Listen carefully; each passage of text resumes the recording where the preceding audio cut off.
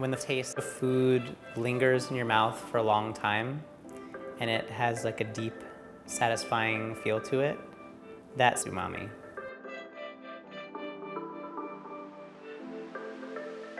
As a chef in the kitchen, I think about salty, sweet, bitter, sour. Those are the tastes that when you're a kid in school, they sort of teach you to think about.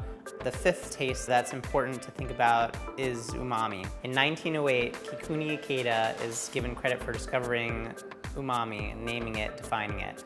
Supposedly the story is his wife's soup was so good that he was on a scientific mission to figure out what was actually going on there. His wife tells him that it's the kombu and the bonito flakes in the dashi that's giving him this umami sensation. So in investigating the dashi with the bonito flakes and the kombu, he came to the understanding that there's all different types of amino acids naturally occurring in all different ingredients in our food.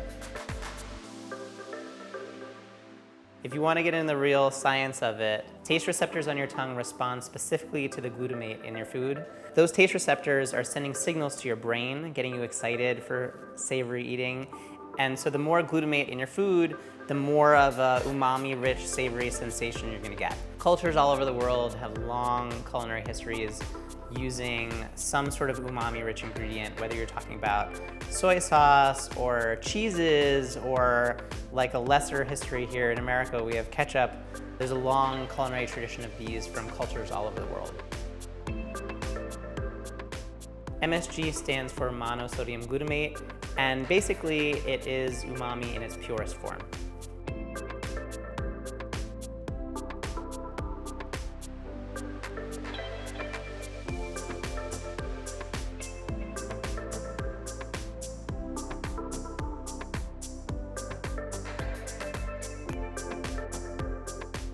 So if you're eating something and it's deeply flavorful, delicious, chances are that's because of umami.